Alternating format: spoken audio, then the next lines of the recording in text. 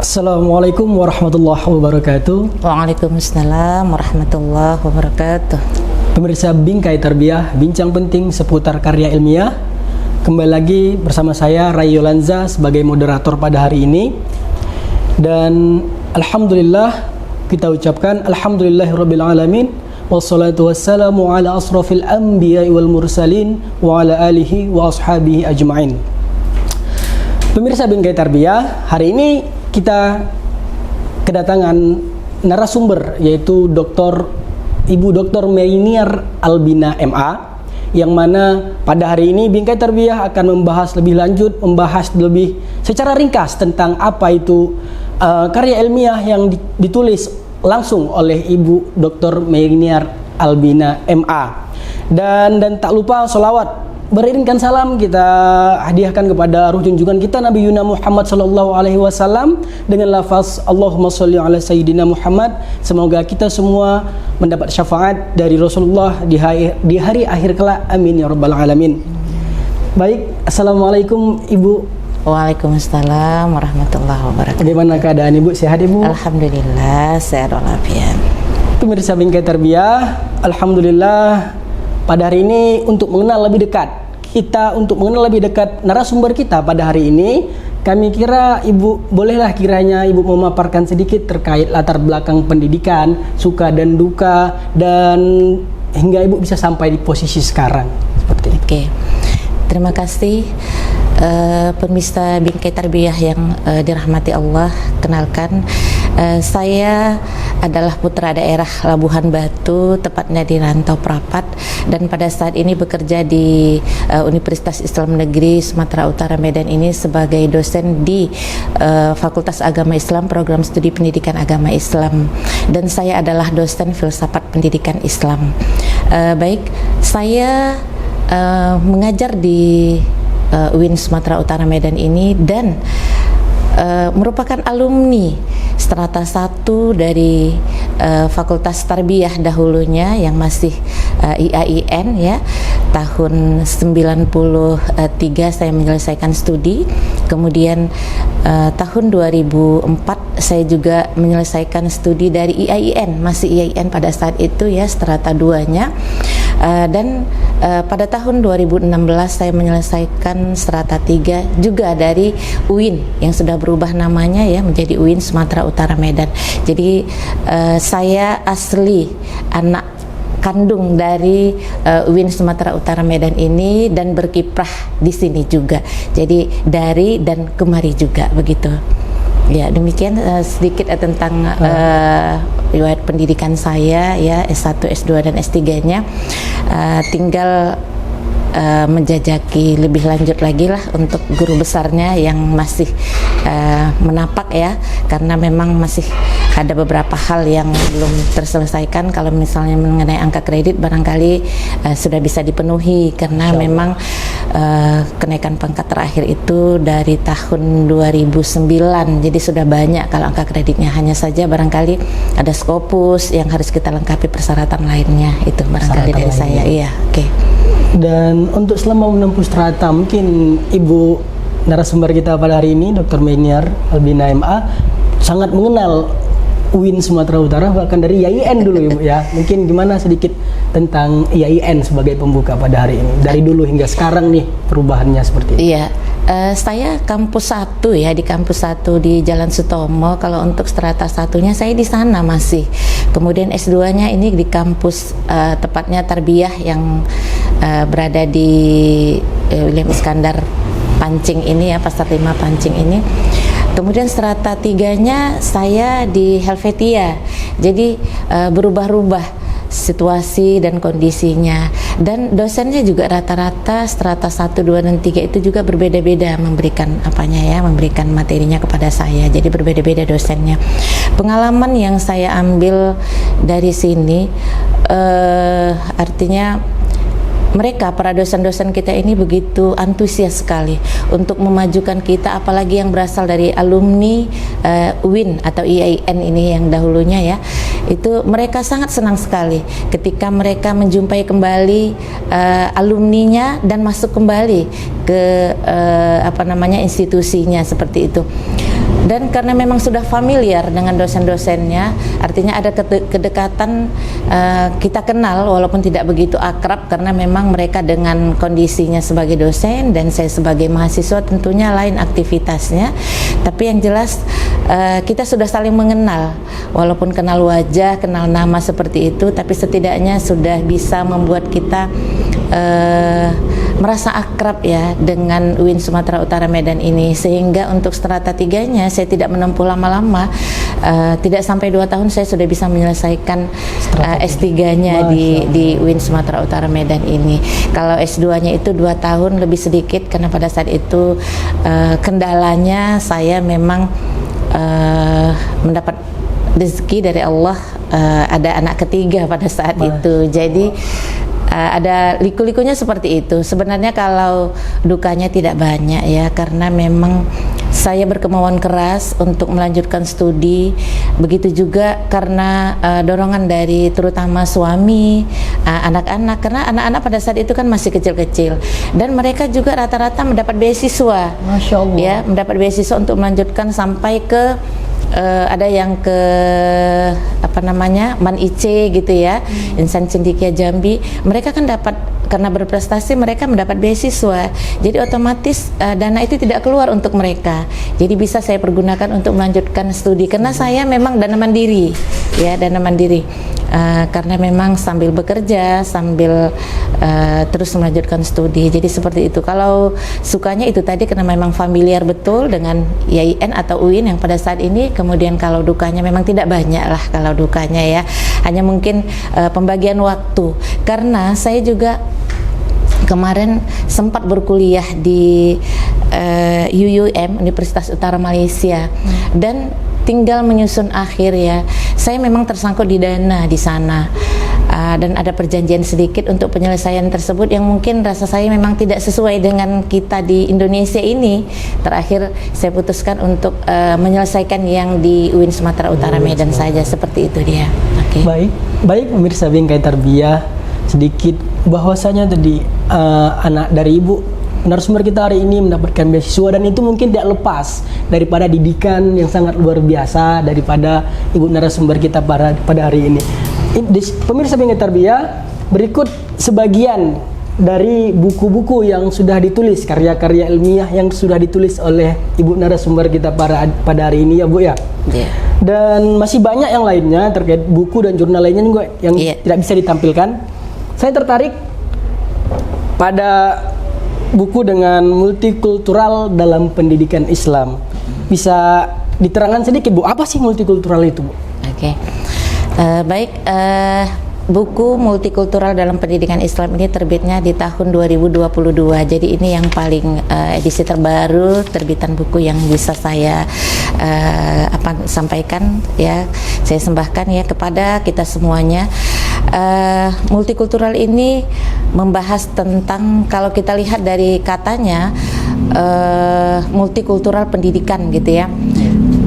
Ada 2 term di sana, multikultural dan pendidikan. Kalau pendidikan itu kita tahu ya, adalah usaha pendewasaan yang dilakukan dalam proses pengajaran, kemudian dalam pembimbingan, yang jelas dalam proses pendidikan yang dilakukan untuk pendewasaan baik itu pribadi maupun kelompok manusia. Sementara kalau multikultural itu ada 2 kata di sana yang terdiri dari kata multi dan kultur itu ya. Kalau multi itu sendiri adalah bisa kita artikan banyak, arti sederhananya ya, banyak atau beraneka ragam gitu ya, itu multi. Sementara kalau kultur itu bahasa sederhananya adalah kita artikan dengan budaya, atau bisa juga kita artikan untuk menyelaraskan, begitu dia ya. Menyelaraskan artinya sesuatu yang sudah kita yang ada tadi ini bisa bersinergi dengan yang lainnya. Jadi kalau kita artikan pendidikan multikultural itu adalah usaha untuk memberikan pendidikan yang multi ya, pendidikan yang multi dan kepada yang multi juga. Kita ini begini, saya jelaskan sedikit. kita ini kan terlahir sudah multikian, ya. Multi ini dalam artian Allah mengatakan Allah menjadikan kita laki-laki dan perempuan, kan gitu ya. Khalaqnakum min dzakari wa unsa, itu mengatakan kita bukan sama satu gitu. Berarti kita sudah berbeda, dari segi jenis kelamin kita berbeda, dari segi rupa kita berbeda, dan dari segala segi, dari dua hal ini saja kita sudah berbeda antara laki-laki dan perempuan dalam segala sisinya gitu. Apalagi kalau kita kaitkan Allah menjadikan kita wa ja'alnakum syu'uban wa qabaila, itu lagi perbedaan yang lebih kompleks saya pikir. Dan inilah perlunya pendidikan multikultural untuk orang-orang yang multi juga. Itu latar belakang makanya saya tertarik untuk membuat buku pendidikan multikultural ini.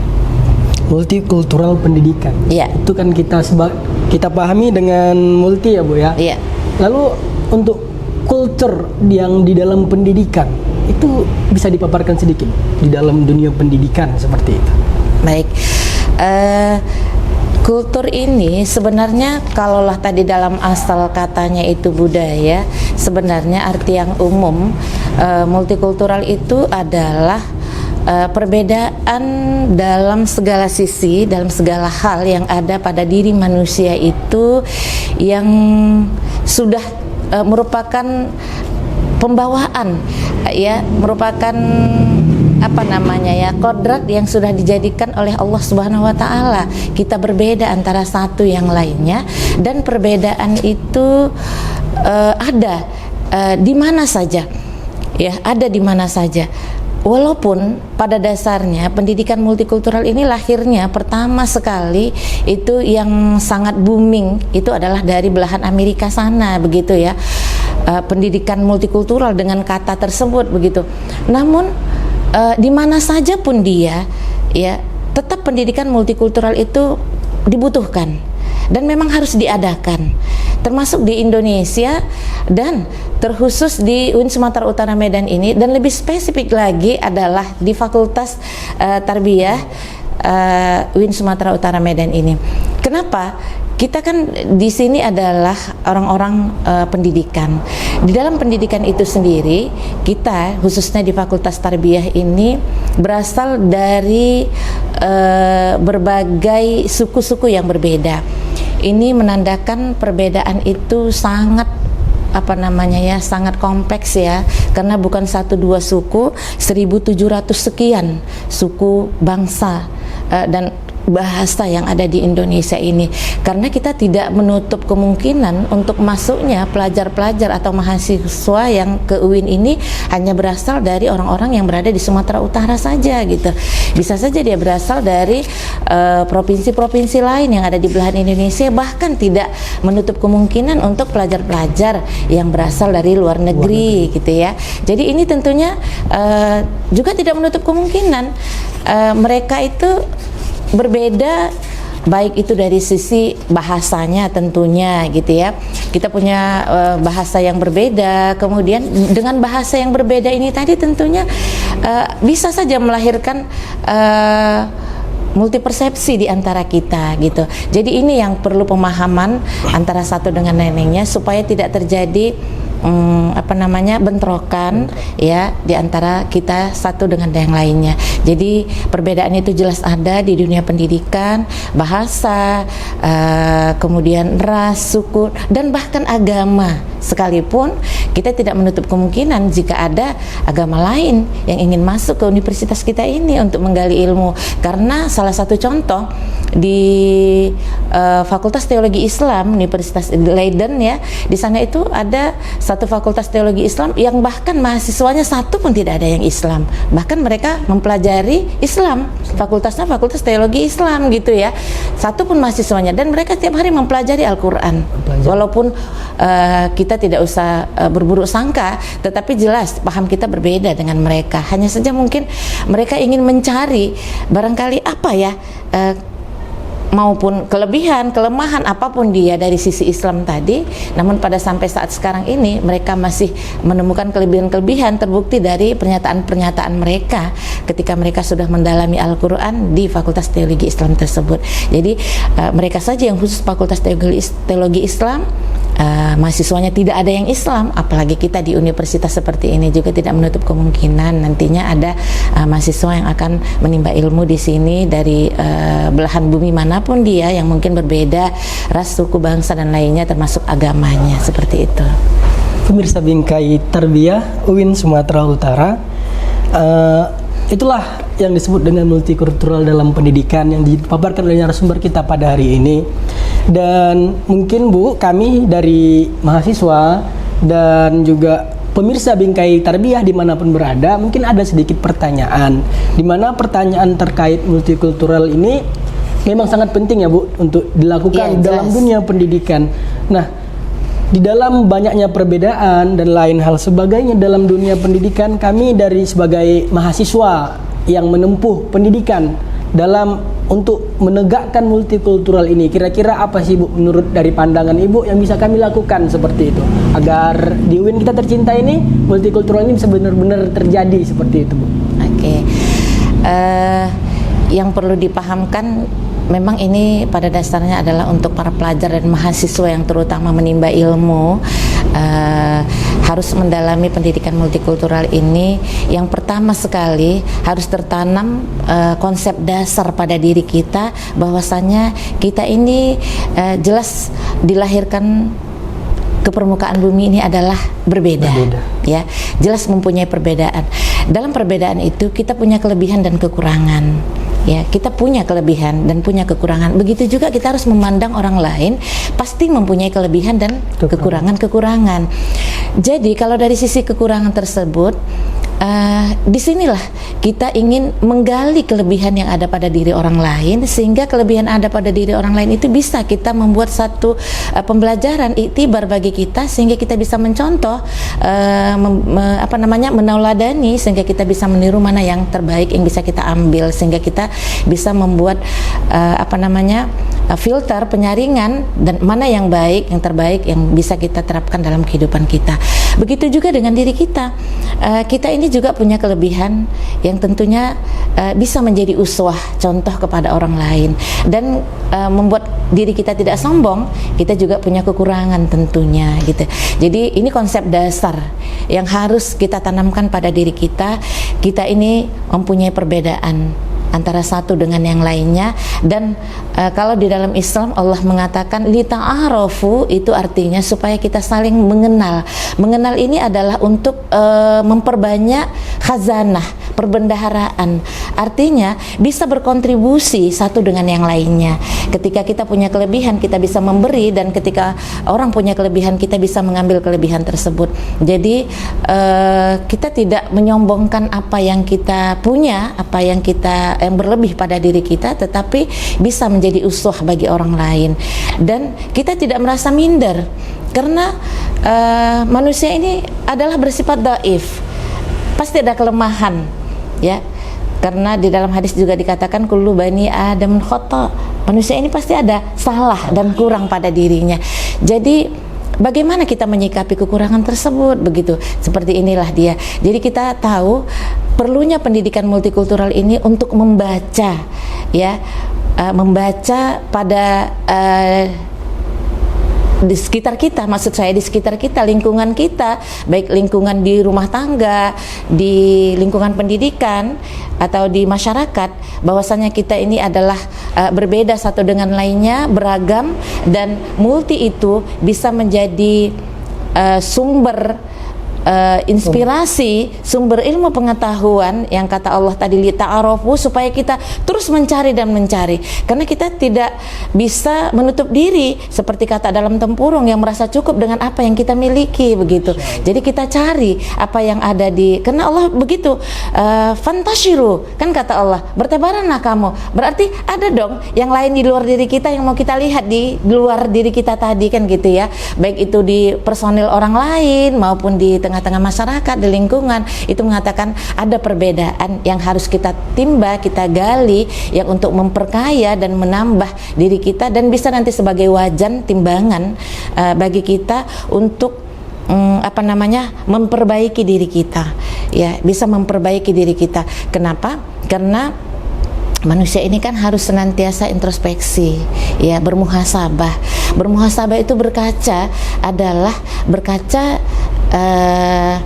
kepada diri orang lain, gitu, melihat orang lain, sehingga kita bisa melihat, kalaulah Ali bin Abi Thalib mengatakan jangan bercermin di air yang keruh, kan gitu, bercerminlah di air yang jernih, yang bening, sehingga kita bisa melihat wajah kita, oh seperti apa diri kita, dan kita lihat orang lain seperti apa orang lain, gitu. Jadi bisa kita membuat komparatif, perbandingan, dan mana yang bisa kita ambil dari perbedaan-perbedaan tersebut. Jadi Ali bin Abi Thalib juga mengatakan, kalaupun itu berbeda kita dengan orang lain tadi dari sisi agamanya, mereka juga saudara kita. Tapi kata Ali bin Abi Thalib, mereka kalau yang sesama Islam adalah saudara kita sesama Islam, tetapi mereka yang berbeda akidah dengan kita, mereka adalah saudara-saudara kita, adalah dalam pergaulan kehidupan. Itu juga jadi merupakan saudara kita, kata Ali bin Abi Thalib.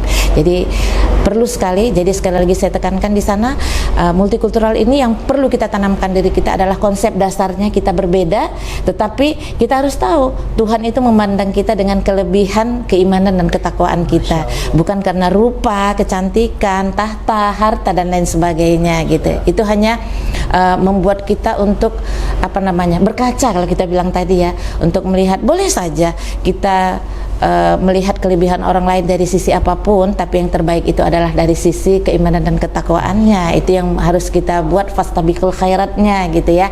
Jadi kalau dalam sisi harta tidak salah, karena memang kalau kita tidak berharta, bagaimana kita mau membuat yayasan-yayasan pendidikan Islami untuk menampung kaum-kaum duafa, dan bagaimana kita bisa bersedekah, bagaimana membantu anak yatim, membantu anak yatim, gitu. Jadi jangan berserah diri begitu saja, berpangku tangan, bermalas-malasan, gitu ya. Jadi silahkan kejar dunia dan akhirat, seperti itu, balance dia sifatnya, ya. Masya Allah, bisa Bingkai Tarbiyah sungguh sangat luar biasa tadi, multikultural yang memang di dalam Islam pun sudah begitu sangat erat dan dekat. Namun sedikit Ibu, saya dan pemirsa Bingkai Tarbiyah ingin bertanya satu lagi terkait multikultural ini dan toleransi, begitu Bu. Saya juga melihat tadi ada di bagiannya, apa sih yang menjadi pembeda yang terlihat, yang begitu terlihat antara multikultural dan toleransi? Oke. Bagus sekali pertanyaannya, dan ini yang trending sekarang ini. Ada satu istilah moderasi beragama. Moderasi beragama ini menandakan bukan ajaran agamanya yang mau kita buat moderasinya, tapi pemahaman kita tentang moderasi yang mau kita modernkan, gitu. Jadi moderasinya bukan tentang ajaran-ajaran agamanya, tapi moderasi tentang cara pandang kita umat beragama. Jadi ini perlu dipahamkan ke sana. Jadi moderasi beragama itu sangat berkaitan erat dengan multikultural ini, ya, multikultural pendidikan. Kenapa? Karena kita bukan satu agama yang ada di Indonesia, ada berbagai agama dan kepercayaan kepada Tuhan Yang Maha Esa yang bisa tinggal di bumi Indonesia ini. Jadi kita hidup berdampingan. Saya pribadi saja, dari satu kompleks perumahan yang tempat saya tinggal ada 28 perumahan, ya, 28 rumah, 28 kakak, hanya 4 orang kita yang beragama Islam, gitu. Dari 28 tadi. Jadi sisanya itu masing-masing, ya. Ada yang Nasrani, kemudian ada yang mereka masing-masing, ya, agamanya. Tetapi kita bisa hidup berdampingan. Jadi kalau dikatakan moderasi beragama ini, bagaimana cara pandang kita melihat perbedaan tadi? Kita harus melihat kalau dari sisi Islamnya, seperti pandangan Ali bin Abi Thalib tadi, dan juga bagaimana Rasulullah SAW menanggapi ketika ada orang di zaman Rasulullah yang ingin berbondong-bondong membawa obor, kemudian mereka melintas di depan Rasulullah. Lantas Rasul bertanya, kalian mau kemana? Kami mau membakar gereja, ya Rasulullah, gitu ya. Ada satu rumah ibadah yang mereka mau bakar. Lantas kata Rasulullah, kenapa? Karena mereka tidak menyembah siapa yang menciptakan mereka. Lantas Rasulullah memberikan pencerahan, insight ya, satu pencerahan kepada masyarakat pada saat itu. Mereka juga beragama Islam, sudah masuk ke dalam agama Islam. Tapi mereka inilah tadi, paham moderasi beragamanya belum kental. Mereka masih fanatis buta. Kata Rasulullah, Allah memberikan hak hidup kepada mereka. Artinya Allah sudah menghidupkan mereka, memberi hak hidup, izin hidup di bumi Allah. Allah saja memberikan hidup, terbukti mereka diberikan rezeki.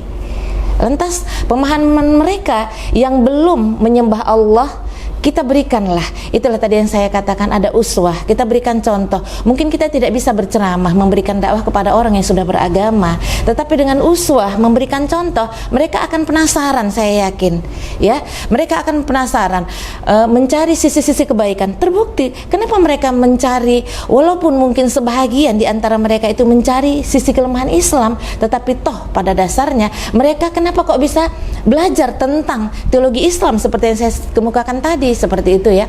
Jadi silahkanlah rubah cara pandang kita dalam beragama, karena memang kita saja yang satu rahim, malah yang kembar identik sekalipun kita berbeda dalam pikiran dan pandangan, konon lagi kita berbeda dalam agama. Tentu berbeda, sesembahannya juga berbeda, yang lainnya mungkin cara kehidupan sehari-hari juga tentu berbeda satu dengan yang lainnya. Namun yang jelas kita bisa hidup berdampingan, rukun dan damai. Dan satu lagi, yang jelas kita harus memberikan uswah, contoh, sehingga ketertarikan mereka kepada Islam, kita berharap mereka kagum, dan itu akan mengetuk pintu hati mereka. Kita tahu ya, mengetuk pintu hati mereka, contohnya pemuka-pemuka agama dari Nasrani saja banyak yang tertarik dengan Islam. Kenapa? Bukan kita yang berdakwah, tetapi berdakwah bilisan, tetapi kita berdakwah dengan perbuatan, tingkah laku kita sehari-hari. Barangkali itu yang perlu yang kita sampaikan dalam moderasi beragama ini. Mungkin mereka tidak pelajari Islam, tapi kita yang menunjukkan seperti ini Islam itu, iya, begitu ya. Seperti itu dia, karena kita tidak bisa berceramah ya, berdakwah kepada orang yang sudah punya agama. Masya Allah. Pemirsa Bingkai Tarbiyah sungguh sangat luar biasa. Baik pemirsa Bingkai Tarbiyah UIN Sumatera Utara, dan sedikit Ibu, kami ingin bertanya bahwasanya dalam menciptakan hasil karya tentang multikultural yang sangat luar biasa, baik dari pemaparan dan penulisannya, apa sih kendala Ibu ketika menulis buku multikultural dalam pendidikan Islam ini? Kendalanya tidak banyak sebenarnya ya, karena sumber-sumbernya belum banyak. Karena untuk pendidikan kita masih mencari warna dan pola. Jadi model pendidikan multikultural itu kita masih mencari warna, dan ini lazim dan lumrah saya katakan, karena pendidikan yang maju dan berkembang itu harus progresif dan terus akan mengalami perubahan-perubahan, karena satu kemajuan itu dicapai karena adanya perubahan, walaupun tidak semua perubahan itu akan mencapai kemajuan, kan seperti itu ya, tapi pasti ada perubahan. Lantas perubahan-perubahan tadi ini yang kita masih mencari warna. Contohnya begini, kalaulah Amerika, mereka masih membuat dalam perubahan pendidikan multikultural ini hanya dalam konten, materi. Kita konten dan materinya saja belum semuanya terpenuhi, hanya masih dalam tataran perguruan tinggi yang masih sudah kita buat ya, kita susun pendidikan multikultural tersebut. Namun walaupun kita sudah masukkan sedikit demi sedikit dalam konten atau materi pendidikan dari tingkat taman kanak-kanak, sekolah dasar sampai tingkat lanjutan atasnya, namun belum tersusun dengan rapi. Jadi ini saya pribadi, kemudian beberapa orang yang barangkali sedang menyusun buku-buku tentang pendidikan multikultural ini masih mencari warna dan arah yang lebih jelas lagi. Jadi apakah dalam semua aspek harus kita masukkan multikultural tersebut? baik dalam konten, isi, kemudian dalam kurikulumnya terutama, kemudian dalam seluruhnya sisi kehidupan kita, baik itu dalam pendidikan di sekolah, masyarakat, dan juga di keluarga. Karena semuanya harus kita masukkan bagaimana sisi-sisi pendidikan multikultural tersebut. Jadi di situ saja kendala saya ya, masih mencari warna tersebut. Jadi tapi sudah kita masukkan kalau untuk sisi perguruan tingginya. Jadi kita sudah membuat buku, dan ini juga sudah kita buat edisi, sedang kita cetak edisi revisinya juga. Kenapa cepat? Karena memang saya melihat beberapa hal yang perlu dimasukkan dan belum termuat di dalam pendidikan multikultural dalam Islam ini dia. Jadi ke depan insya Allah akan kita revisi lagi dengan sebaik-baiknya, demikian. Dan ini 2022 ya Bu? Iya, masih terbaru. Oh, masih terbaru. Ada lagi draft yang akan keluar Bu? Buku selanjutnya apakah tentang multikultural atau? Saya masih fokus sekarang ini sudah saya buat, kalau draftnya sudah saya buat untuk edisi revisinya, tapi belum saya mulai. Tetapi kalau saya ini sedang fokus tentang buku filsafat pendidikan Islam, karena memang saya spesifikasinya di sana. Kalau selama ini saya itu bekerja sama dengan Prof. Al-Rasyidin almarhum. Beliau ini banyak memberikan pelajaran-pelajaran pembimbingan kepada saya, namun umurnya tidak panjang, walaupun usianya tidak jauh di atas saya, namun Allah sudah memanggilnya. Inilah yang membuat hati saya tergerak dahulunya. Pertama sekali, kenapa saya mau mengambil filsafat pendidikan Islam, ya mengusulkan di dalam kepangkatan saya, dan sampai sekarang pun ini masih saya pertahankan. Dan kalau untuk pribadi penyusunannya saya belum pernah membuatnya, namun kalau berkongsi dengan Prof. Arsyidin sudah kita sama-sama kemarin. Tapi kalau pribadi belum, dan sedang dalam penyusunan, insya Allah rampung di tahun 2022 ini juga. Masya Allah, semoga dilancarkan semua. Amin, amin ya rabbal alamin. Baik Bu, untuk statement, karena mungkin kita ingin pemirsa Bingkai Tarbiyah banyak yang dibincang-bincang terkait multikultural dengan narasumber kita pada hari ini. Namun sebagai statement closing, jadi bagaimana menurut Ibu narasumber pada hari ini untuk memberikan saran dan masukan terkait hal tulis menulis kepada kami, mungkin mahasiswa UIN Sumatera Utara, Medan? Baik, sebagai closing dari saya kepada seluruh pemirsa siapapun dia dan dimanapun, menulis itu sangat perlu, karena dalam Islam itu literasi adalah merupakan hal yang fundamen diajarkan di dalam Islam, di mana Rasulullah SAW ketika dikatakan Iqra, bacalah, kan ini satu hal tentang terkait dengan literasi. Maka literasi, membaca, menulis, dan yang lainnya berkenaan dengan literasi harus kita canangkan dan kita galakkan. Jangan pernah kita merasa takut untuk memulai menulis. Termasuk saya mengajak anak-anak kita itu untuk menulis. Anak-anak saya juga saya ajak mereka menulis yang hal-hal ringan. Mereka membuat novel-novel yang berbau Islami dengan membuat bentuk seperti cerita karikatur anak-anak seperti itu ya. Jadi anak saya sudah menerbitkan bukunya seperti itu. Jadi anak saya juga sudah membuat buku komik, bentuknya komik, tapi komik-komik Islami seperti itu dia. Jadi saya ajak mereka jangan malu untuk memulai dari hal-hal yang kecil. Silahkanlah, karena menulis ini, kalaulah kita hanya menyampaikan dengan lisan, sifatnya adalah horizontal, tetapi sifatnya vertikal itu kalaupun dengan lisan akan tersampaikan, tidak banyak yang bisa tersampaikan persis seperti apa yang kita inginkan. Maka kalau kita menulis, maka tidak ada yang dikurangi. Hal tersebut akan tersampaikan kepada generasi kita untuk masa yang akan datang secara vertikal. Rajinlah menulis, mulailah dari hal-hal yang biasa, yang kecil, yang ada di lingkungan kita, sehingga nanti kita akan bisa menulis hal-hal yang berkenaan dengan hal-hal yang mungkin sangat urgen, yang penting, yang berkaitan dengan lingkungan hidup kita. Barangkali ini yang bisa saya sampaikan. Terima kasih dan mohon maaf atas segala penyampaian yang mungkin tidak berkenan di hati kita. Baik, terima kasih Bu atas semua pemaparan yang sangat luar biasa, pemirsa Bingkai Tarbiyah. Mungkin sampai di sinilah pertemuan kita pada hari ini, dan mungkin kita akan banyak berbicara lebih lanjut terkait kesempatan lainnya. Dan Saya Rayo Lanza sebagai moderator atau host pada hari ini pamit undur diri. Saya Rayo Lanza mohon maaf dan juga mewakili para narasumber kita jika ada kata yang salah, juga mohon maaf kepada pemirsa sekalian. Dan jangan lupa tetap tunggu Bingkai Tarbiyah selanjutnya. Assalamualaikum warahmatullahi wabarakatuh. Waalaikumsalam warahmatullahi wabarakatuh.